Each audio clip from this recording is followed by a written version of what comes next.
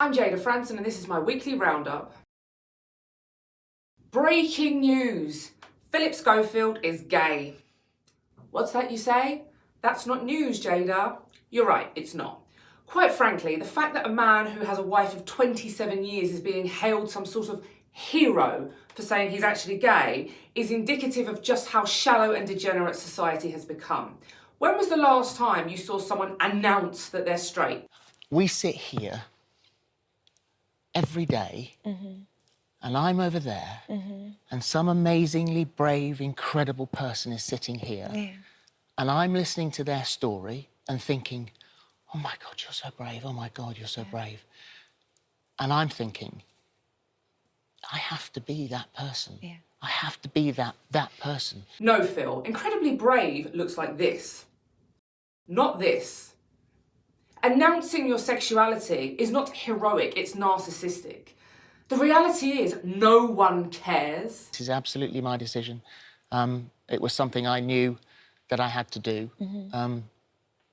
And I don't know what the world will be like now. I don't know how this will be taken or what people will think. I think the world will probably continue to be more concerned about black kids getting knifed to death in London every week, or the further spread of the coronavirus, or, Christians being slaughtered across Africa and the Middle East. But, thanks for sparing a thought for how the world might cope, Phil. I was more impressed that despite this groundbreaking news, it was actually Gordon the Gopher that was trending at the top of Twitter. I've missed that little fella. Now for some real news. Once again, London has been struck by terror. Stay where you are! Stay down! Stay where you are! Stay down!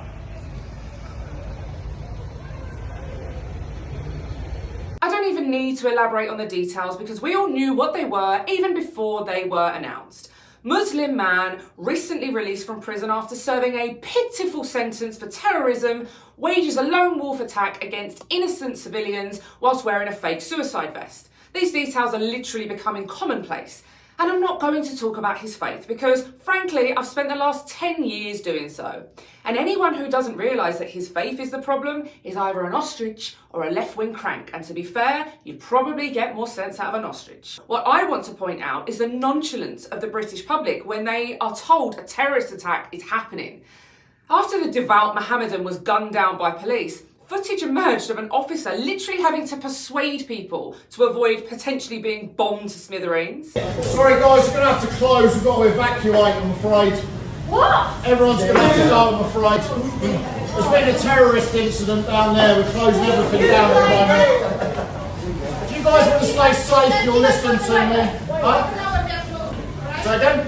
Just give us half an hour, people just start leaving. Madam, a terrorist has been shot dead just down there. They've got a possible IED vest on them, which is a bomb. If you want to try and stay out for half an hour and you want to put people's lives in danger, then be my guest. If not, please listen to me and please make your way out of the shop, turning that way and making your way from the area. Thank you. Whilst this might seem somewhat amusing, albeit slightly daft, it demonstrates just how normalised we have all become to these attacks.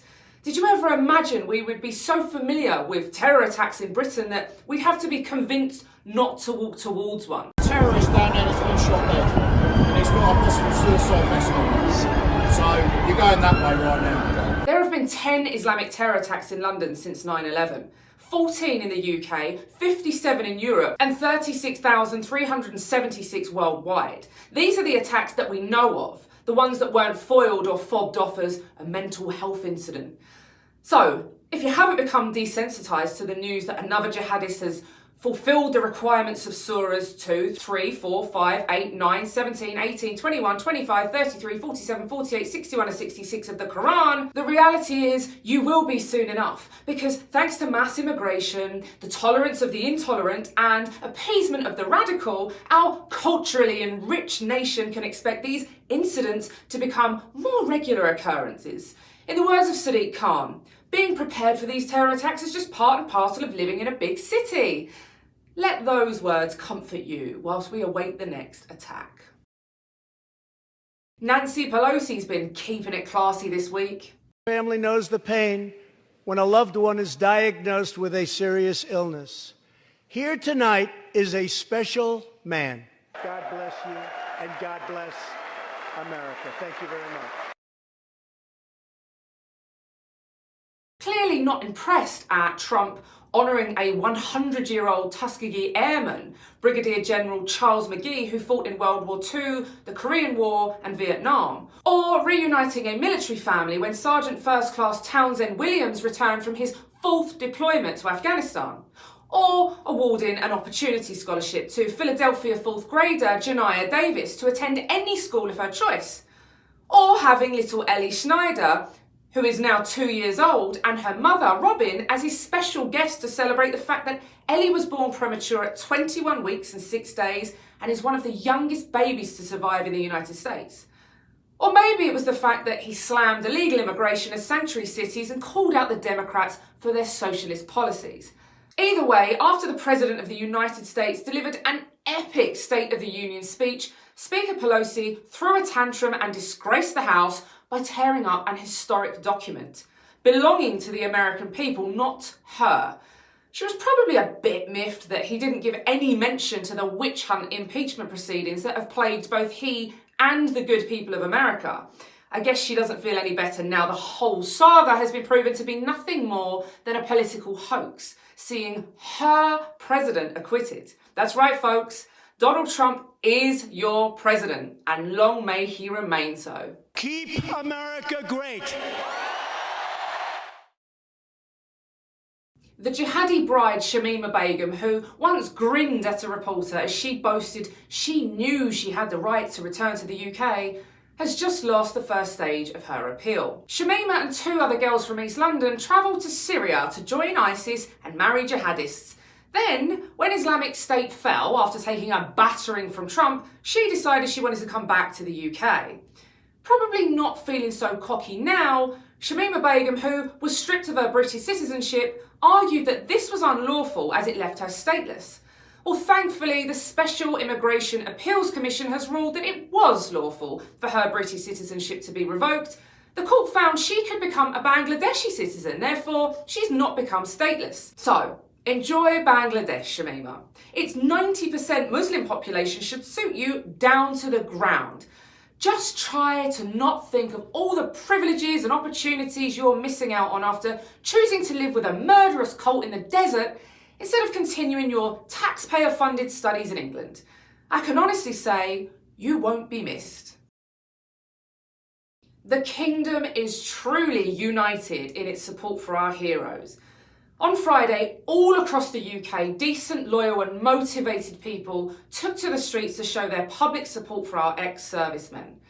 Currently, 6 Operation Banner veterans have been charged with offences related to their service during the period known as the Troubles in Northern Ireland. There are between 200 and 300 more who could face prosecution for courageously serving their country. There are many causes that bring people out onto the streets, but this has to be one of the most deserving. To think that these men valiantly served our country to keep us safe and are now facing criminal trials and prison is actually beyond belief. It's injustices such as this one that should bring people together to stand united against the British government's witch hunt of our men. So well done to everyone who took part in the UK-wide rallies. I was proud to stand with you and show our unwavering support for soldiers A to Z. Come join the British Army, said the posters in his town. See the world and have your fun, come serve before the crown. The jobs were hard to come by and he could not face the door. So he took his country's shilling and enlisted on the roll. But there was no fear of fighting, the empire long was lost. Just 10 years in the army, getting paid for being bossed. Then leave a man experienced, a man who's made the grade.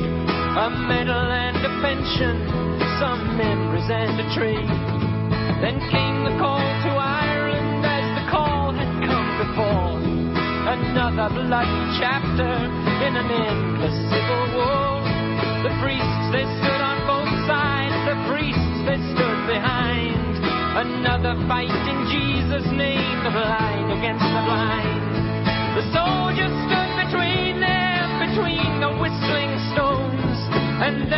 broken bottles that led to broken bones.